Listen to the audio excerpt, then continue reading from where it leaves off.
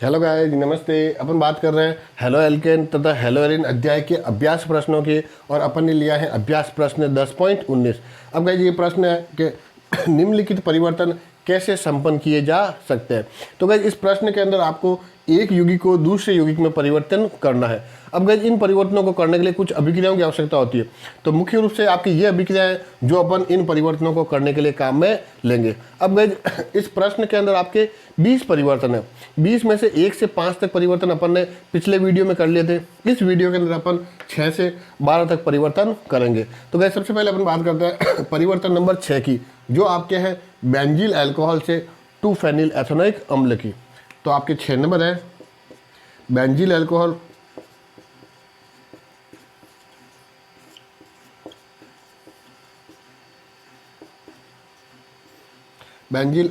से 2 phenyl ethanoic अम्ल।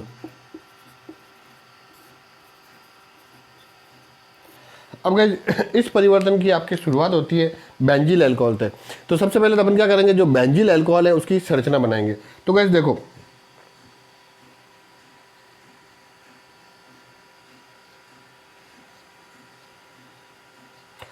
तो जो आपके बेंजीन की रिंग है उसके ऊपर CH2 ग्रुप जुड़ा हुआ है, ये चीज़ कहलाती है आपके बेंजील। ठीक है, तो ये तो है बेंजील, पीछे अल्कोहल मतलब यहाँ क्या जुड़ जाएगा OH।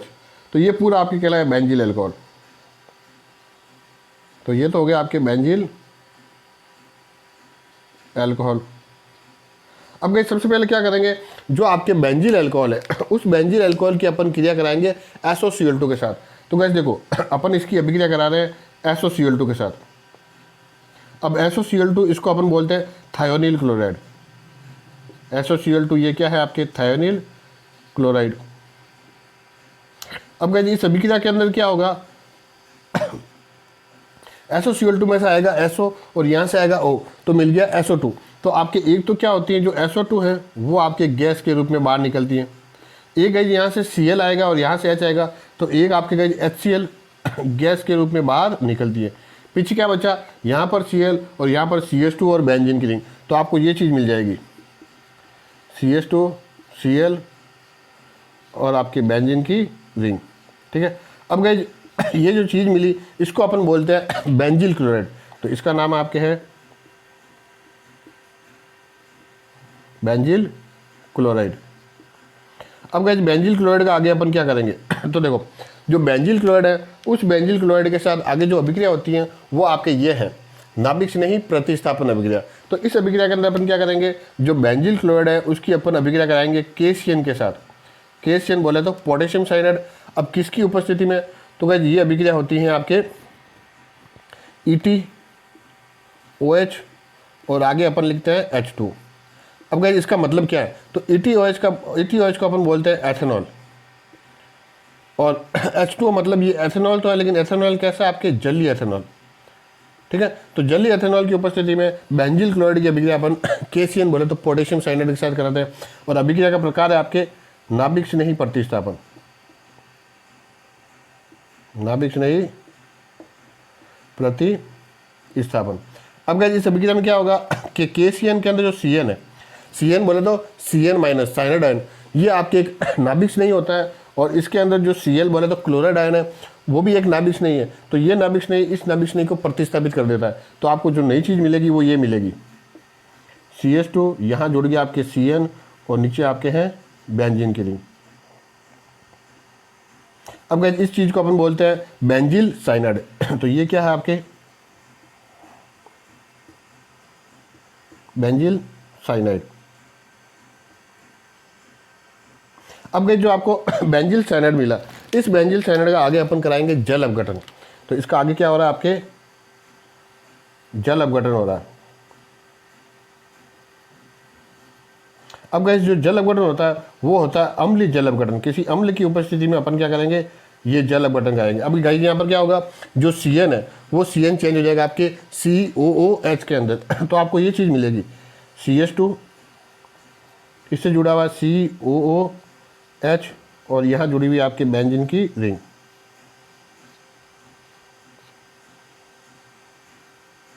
अब गाइस इसके अंदर देखो अब इसमें आपको दो कार्बन श्रृंखला दिख रही हैं, एक तो ये कार्बन श्रृंखला और एक आपकी ये कार्बन श्रृंखला। अब गाइस जो COOH है ये आपके क्या होता है, एक मुख्य क्रियात्मक समूह है, और क्रियात्मक समूह की जब एक श्रेणी बनती है तो ये गाइस उसमें प्राथमिकता के क्रम में पहले आता है। तो इसको क्या करेंगे मुख्य कार्बन श्रृंखला में काउंट करेंगे, बोले तो गिनेंगे। तो गाइस यहाँ पर जो गिनती होगी वो यहाँ से होगी 1 और 2, तो नंबरिंग करेंगे अपन 1 और 2। तो गाइस देखो 2 पर अब आपके ये चीज़ जुड़ी हुई है। अब जब ये बेंजीन की रिंग मुख्य क्रियात्मक समूह तब तो इसको बेंजीन बोलते हैं। अब यहाँ पर ये प्रतिस्थापी हो गया, और जब ये प्रतिस्थापी होता है तब इसको बोलते हैं फेनिल। तो गाइस 2 पे क्या लगा हुआ है, फेनिल, तो अपन लिखेंगे 2 फेनिल। और कार्बन कितने हैं, 2 कार्बन के लिए एथ, और पीछे आपके कार्बोक्सिलिक ग्रुप तो नोइक, तो ये हो जाएगा एथेनोइक, एथेनोइक और आपके अम्ल। तो इसका नाम क्या हो गया आपके 2 फेनिल एथेनोइक अम्ल, और ये चीज़ आपको यहाँ पर बढ़नी है। तो इस तरह से ये परिवर्तन किया जाता है। अब गाइस नेक्स्ट परिवर्तन अपन ले रहे हैं 7 नंबर, वो है आपके एथेनॉल से प्रोपेन नाइट्रेट। तो आपके 7th नंबर एथेनॉल से प्रोपेन नाइट्राइल। तो गाइस यहाँ पर शुरुआत होगी एथेनॉल से। अब गाइस एथेनॉल इसका सूत्र होता है C2H5OH, या इसको अपन ऐसे भी लिखते हैं CH3 CH2OH। तो ये तो हो गया आपके एथेनॉल। अब गाइस इस एथेनॉल की क्रिया अपन कराएंगे लाल फास्फोरस और आयोडीन के साथ। तो लाल फास्फोरस और आयोडीन के साथ इस एथेनॉल को जब गर्म किया जाता है तो गाइस ये आपके इसमें चेंज हो जाएगा CH3 CH2 और I। तो यहाँ से OH बाहर निकल गया और यहाँ क्या आ गया, I आ गया। तो अब इस चीज़ को अपन बोलते हैं एथिल आयोडाइड। ये आपके बन गया एथिल आयोडाइड। अब गाइस इस एथिल आयोडाइड के आगे जो अभिक्रिया कराएंगे वो आपके ये वाली कराएंगे, नाभिक स्नेही प्रतिस्थापन अभिक्रिया। तो इसके अंदर अपन क्या करेंगे, जो एथिल आयोडाइड है इसकी अपन अभिक्रिया कराएंगे KCN, बोले तो पोटेशियम साइनाइड के साथ, ठीक है। अब गाइस ये अभिक्रिया जो होगी वो होगी आपके जलीय एथेनॉल की उपस्थिति में। तो जलीय एथेनॉल मतलब C2H5OH, और ये जलीय है इसलिए आगे लिख दिया AQ, या इसी को अपन ऐसे भी लिखते हैं ETOH, और आगे लिखा हुआ है H2। अब गाइस ये अभिक्रिया कौन सी है, ये है आपके नाभिक स्नेही प्रतिस्थापन, नाभिक स्नेही प्रतिस्थापन अभिक्रिया। तो गाइस इस अभिक्रिया में क्या होता है, जो ये Cn- बोले तो साइनाइड आयन है, ये एक नाभिक स्नेही है, और यहाँ पर I- मतलब आयोडाइड आयन, ये भी एक नाभिक स्नेही है। तो ये नाभिक स्नेही इस नाभिक स्नेही को प्रतिस्थापित कर देगा और आपके मिलेगा ये CH3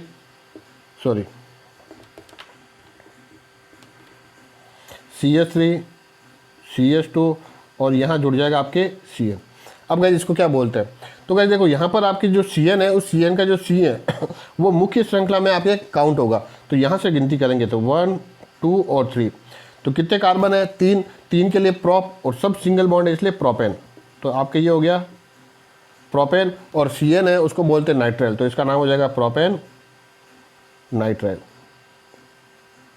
ठीक है। तो इस तरह से अपन ने प्रोपेल नाइट्राइल का विवेचन किया। अब गाइस नेक्स्ट अपन ले रहे हैं परिवर्तन नंबर 8, जिसमें अपन को एनिलीन से क्लोरोबेंजीन बनाना है। तो एक अपन ले रहे हैं 8 नंबर, जिसमें आपके क्या हो रहा है, एनिलीन से अपन बना रहे हैं क्लोरोबेंजीन।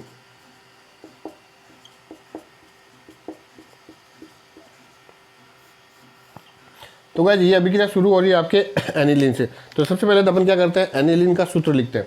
तो गाइस एनिलीन का सूत्र ये है,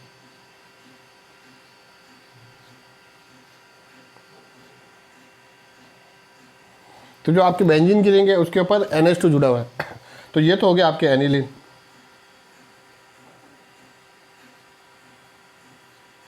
अब गाइस जो एनिलीन है उस एनिलीन के साथ आगे अभिक्रिया कौन सी होगी, तो गाइस इसके साथ अभिक्रिया होती है डाई एजोटीकरण। अब डाई एजोटीकरण के अंदर क्या होता है कि जो एनिलीन है उस एनिलीन की एक्चुअल में अभिक्रिया अपन कराते हैं HNO2, बोले तो नाइट्रस अम्ल से। अब गाइस जो HNO2 नाइट्रस अम्ल है वो हाथों हाथ अभिक्रिया मिश्रण में बनाया जाता है। कैसे बनाया जाता है, तो उसके लिए अपन काम में लेते हैं NaNO2 प्लस HCl। तो NaNO2 प्लस HCl, और जो गाइस आपके तापमान रहेगा वो तापमान रहेगा ये 273 केल्विन से 278 केल्विन, या इसी को अपन बोलते हैं 0 डिग्री सेल्सियस से आपके 5 डिग्री सेल्सियस के बीच में ये तापमान देता है। और इस अभिक्रिया को अपन बोलते हैं डाइएजोटीकरण।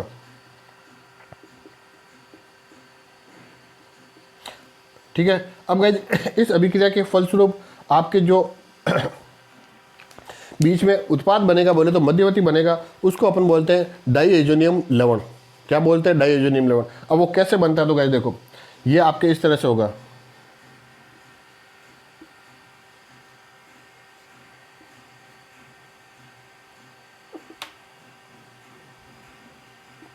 तो गाइस N2+ और Cl-, ठीक है, इसको अपन बोलते हैं डाइएजोनियम लवण और इसका नाम है बेंजीन डाइएजोनियम क्लोराइड। तो इसका नाम क्या हो गया? बेंजीन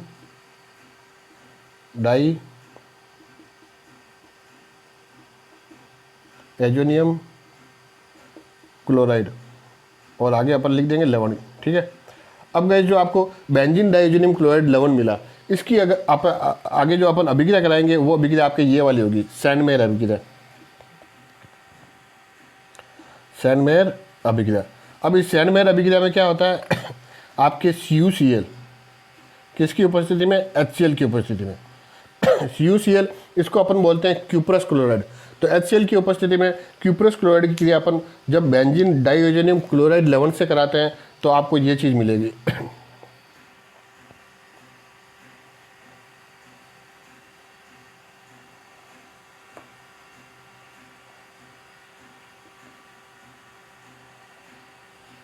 इसी को अपन बोलते हैं क्लोरोबेंजीन।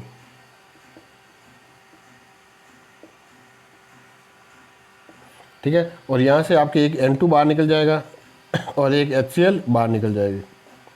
तो इस तरह से अपन क्लोरोबेंजीन का निर्माण करते हैं। गाइस नेक्स्ट अपन बात कर रहे हैं परिवर्तन नंबर 9 की।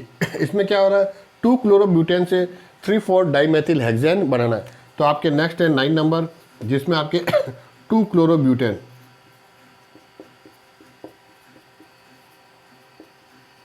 2 क्लोरोब्यूटेन से आपको 3,4 डाइमेथिल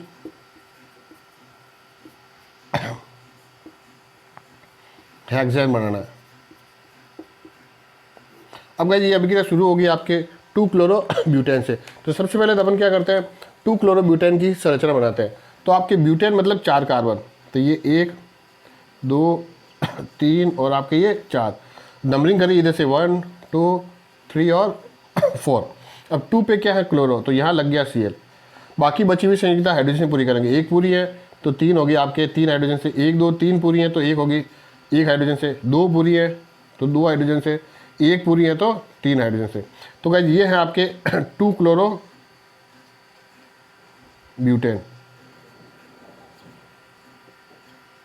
अब गाइस इसके लिए जो अपन अभिक्रिया काम में लेंगे वो अभिक्रिया काम में लेंगे अपन वुर्त्ज अभिक्रिया। ठीक है। तो अपन काम में क्या ले रहे हैं? आपके वुर्त्ज अभिक्रिया।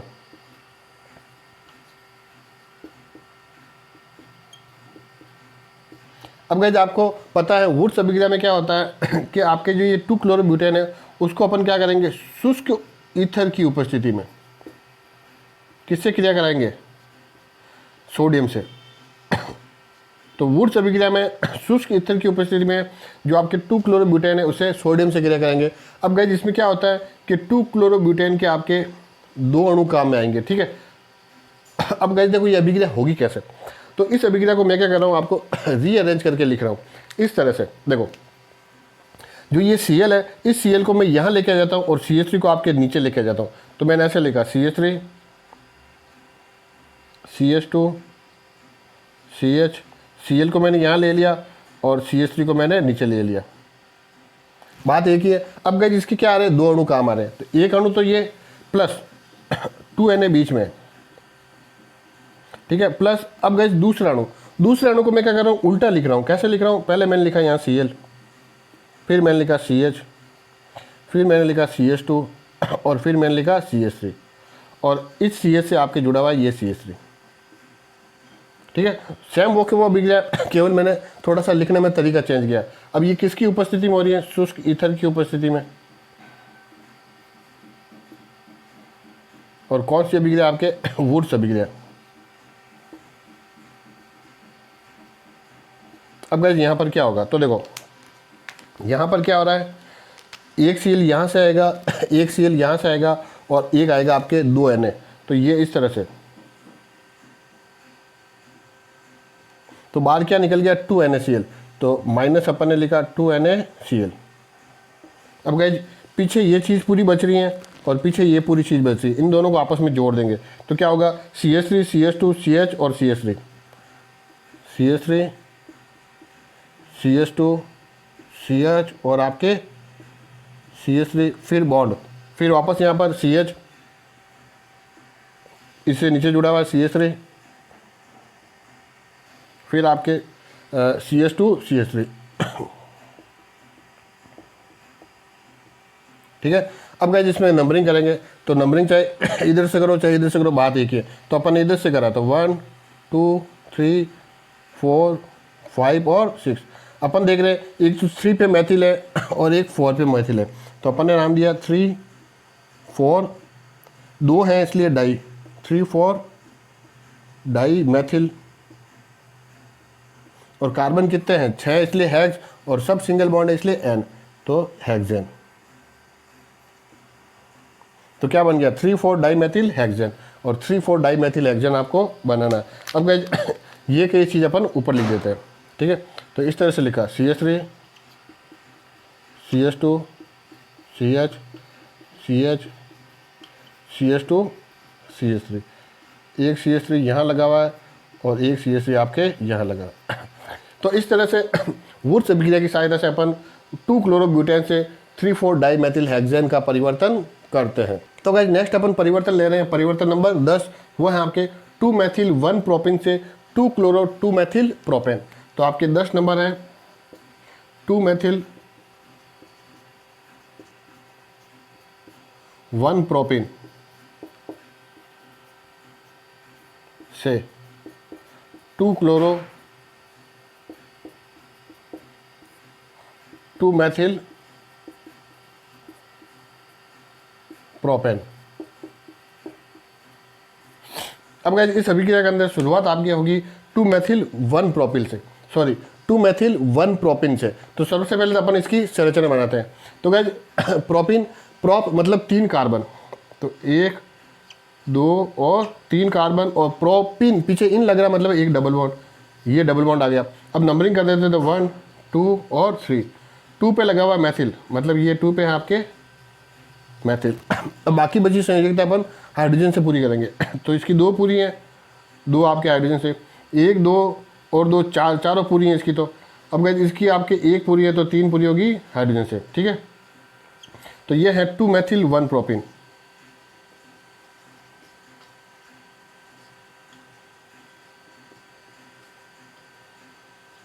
अब गाइस इसके लिए जो अपन अभिक्रिया काम में लेंगे वो अभिक्रिया अपन काम में लेंगे गाइस आपके मार्कोनिकॉफ नियम से। ठीक है, तो अपन अभिक्रिया कौन सी काम में ले रहे हैं मार्कोनिकॉफ नियम।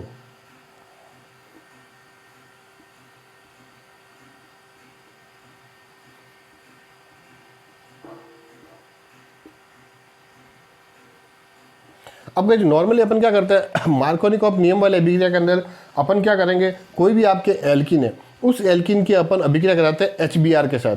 अब गाइस देखो यहाँ बनाना क्या है 2 क्लोरो, तो क्लोरो है मतलब HBr तो होगा नहीं, तो यहाँ अपन काम में लेंगे HCl। तो सिंपल सी IQ की बात है। तो यहाँ अपन क्या कर रहे हैं HCl के साथ अभिक्रिया करा रहे हैं। ठीक है, अब गाइस देखो HCl के अंदर क्या होगा, जो आपके Cl है, अब वो Cl आपके द्विबंध से जुड़े हुए उस कार्बन पर जाके जुड़ेगा जहाँ पर हाइड्रोजन क्या हो कम हो।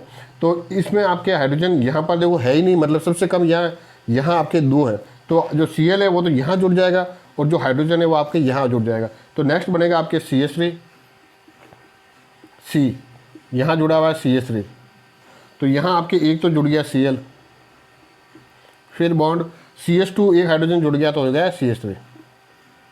अब गाइस इसका नाम देंगे तो ये 1 ये 2 और ये 3। तो 2 पे क्या है क्लोरो और 2 पे क्या है मैथिल, तो अपन ने बोला 2 क्लोरो 2 मैथिल, और 3 कार्बन है इसलिए प्रोप, और सब सिंगल बॉन्ड है इसलिए प्रोपेन। और ये चीज़ अपन को बनानी है 2 क्लोरो 2 मैथिल प्रोपेन। तो गाइस नेक्स्ट परिवर्तन अपन ले रहे हैं परिवर्तन नंबर 11, एथिल क्लोराइड से प्रोपेनोइक अम्ल। तो अपन ने लिया 11 नंबर, एथिल क्लोराइड से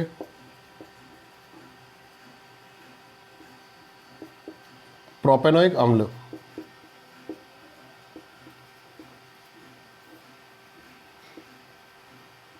अब गाइस यहाँ से शुरुआत किससे होगी, तो शुरुआत अपन करेंगे एथिल क्लोराइड से, और एथिल क्लोराइड का आपकी संरचना सूत्र होता है CH3 CH2 और आपके Cl। तो ये तो है आपके एथिल क्लोराइड। अब गाइस जो एथिल क्लोराइड है इसके लिए जो अपन आगे अभिक्रिया कहाँ मिलेंगे वो लेंगे ये नाभिक स्नेही प्रतिस्थापन अभिक्रिया। तो इस अभिक्रिया के अंदर अपन क्या करेंगे, जो एथिल क्लोराइड है उसकी अभिक्रिया कराएंगे अपन KCN के साथ। KCN इसी को अपन बोलते हैं पोटेशियम साइनाइड, और ये जो अभिक्रिया हो रही है वो गाइस आपके एथेनॉल, तो C2H5OH, और ये एथेनॉल भी कैसा जलीय, तो जलीय एथेनॉल की उपस्थिति में ये आपकी अभिक्रिया होती है। इसको ऐसे भी लिखते हैं ETOH, और आगे अपन ने लिख दिया H2। और अभिक्रिया कौन सी है, नाभिक स्नेही प्रतिस्थापन, नाभिक स्नेही प्रतिस्थापन। तो गाइस इस अभिक्रिया के अंदर क्या होगा, जो यहाँ पर आपके Cn- साइनाइड आयन है, Cn- ये क्या करेगा, जो Cl- है उसको प्रतिस्थापित कर देगा। तो आपको क्या मिलेगा, CH3 CH2 और यहाँ Cn जुड़ गया, तो CH3 CH2 और Cn। अब गाइस इसका IUPAC नाम तो है आपके प्रोपेन नाइट्राइल, प्रोपेन नाइट्राइल, और इसी को अपन सामान्य नाम में आपके एथिल साइनाइड भी कहते हैं, एथिल साइनाइड भी कहते हैं, ठीक है। अब गाइस जो आपके ये प्रोपेन नाइट्राइल या एथिल साइनाइड है इसका अपन करेंगे जल अपघटन। नेक्स्ट इसका हो रहा है आपके जल अपघटन। अब गाइस जल अपघटन तो होगा, लेकिन वो जल अपघटन होगा अम्लीय जल अपघटन, मतलब किसी अम्ल की उपस्थिति में, H+ की उपस्थिति में अपन क्या करेंगे, इसका जल अपघटन करेंगे। तो उस अवस्था में जो Cn है वो आपके COOH के अंदर चेंज हो जाएगा। तो आपको मिलेगा CH3 CH2 COOH। अब कार्बन कितने हैं, 1 2 और 3 कार्बन, इसलिए प्रोपेन, और पीछे आपके COH है मतलब ओइक, तो नाम हो जाएगा आपके प्रोपेनोइक अम्ल, प्रोपेनोइक अम्ल। तो इस तरह से यह परिवर्तन किया जाता है। अब गाइस नेक्स्ट परिवर्तन ले रहे हैं अपन 12वां नंबर, वो है आपके ब्यूट 1 से एन ब्यूटिल आयोडाइड। तो आपके 12वां नंबर ब्यूट 1 से एन ब्यूटिल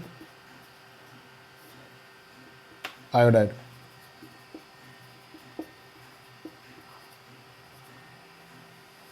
अब गाइज इस परिवर्तन के अंदर अपन शुरुआत कर रहे हैं ब्यूट 1 से। तो गाइज सबसे पहले इसकी संरचना बनाते हैं। तो ब्यूट मतलब 4 कार्बन,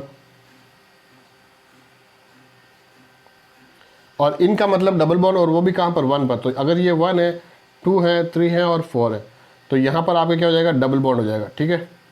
अब गाइज इस कार्बन की 2 संयोजकता पूरी हैं, 2 पूरी करेंगे 2 हाइड्रोजन से, 2 और 1 इसकी 3 पूरी हैं तो 1 हाइड्रोजन से, 2 पूरी हैं तो 2 हाइड्रोजन से, 1 पूरी है तो 3 हाइड्रोजन से। तो ये तो है आपके ब्यूट 1। अब गाइज जो ब्यूट 1 है उसके साथ जो आपके नेक्स्ट अभिक्रिया काम में लेंगे वो लेंगे अपन एंटी मार्कोनिकॉफ नियम वाली अभिक्रिया। तो यहाँ अपन अभिक्रिया क्या काम में ले रहे हैं, एंटी मार्कोनिकॉफ नियम वाली अभिक्रिया। अब गाइस अपन को पता है कि एंटी मार्कोनिकॉफ नियम के अंदर अपन क्या करते हैं, कोई भी आपके एल्किन है उस एल्किन की अभिक्रिया अपन कराते हैं HBr के साथ, और चूंकि ये एंटी मार्कोनिकॉफ है तो ये अभिक्रिया होगी आपके पेरोक्साइड की उपस्थिति में। अब गाइज इसमें क्या होता है, तो गाइज इस HBr के अंदर जो Br है वो Br आपके इस एल्किन के अंदर जो आपके ये द्विबंध से बंधे हुए कार्बन है, उस द्विबंध से बंधे हुए कार्बन के अंदर उस कार्बन पर जाकर जुड़ती हैं जहाँ पर हाइड्रोजन क्या हो, ज़्यादा हो। क्योंकि ये एंटी मार्कोनिकॉफ है तो Br तो यहाँ जुड़ेगा और हाइड्रोजन आपके यहाँ जुड़ेगा, तो क्या हो जाएगा CH3 CH2, CH और एक हाइड्रोजन जुड़ के हो जाएगा CH2। तो लिख रहे अपन CH3 CH2, CH था और एक हाइड्रोजन जुड़ के CH2 हो गया, और ये आपके CH2 Br। CH2 और Br। अब इसका नाम क्या है, तो देखो 1 पे ब्रोमो है तो 1 ब्रोमो ब्यूटेन। ठीक है। अब गाइज नेक्स्ट क्या करेंगे तो नेक्स्ट जो अपन इसके लिए अभिक्रिया काम में लेंगे वो गाइज आपके ये वाली अभिक्रिया होगी, फिंकेल्स्टाइन अभिक्रिया। ठीक है। तो इसमें नेक्स्ट अपन अभिक्रिया काम में ले रहे हैं आपके फिंकेल्स्टाइन अभिक्रिया। अब गाइज इस फिंकेल्स्टाइन अभिक्रिया के अंदर अपन क्या करते हैं, तो इस फिंकेल्स्टाइन अभिक्रिया में क्या करेंगे, जो 1 ब्रोमोब्यूटेन है उसकी अभिक्रिया कराते हैं अपन Na के साथ, सोडियम आयोडाइड के साथ। अब गाइज इस अभिक्रिया में क्या होता है कि जो आपके एक हेलोजन आयोडीन दूसरे हेलोजन ब्रोमीन को प्रतिस्थापित कर देगा। तो आई यहाँ से यहाँ जुड़ जाएगा और यहाँ से Br निकलेगा और Na से जुड़ के NaBr बाहर निकल जाएगा। तो आपको क्या मिलेगा, CH3 CH2 CH2 CH2 और यहाँ जुड़ गया I। अब गाइस देखो बिल्कुल सीधी श्रृंखला बन रही है 4 कार्बन की और उसके साथ I जुड़ा हुआ है, इसलिए इसको बोलते हैं N ब्यूटिल और पीछे जुड़ जाएगा आयोडाइड। N बोले तो नॉर्मल, तो नॉर्मल ब्यूटिल आयोडाइड। इस तरह से इन परिवर्तनों को हल किया जाता है। धन्यवाद।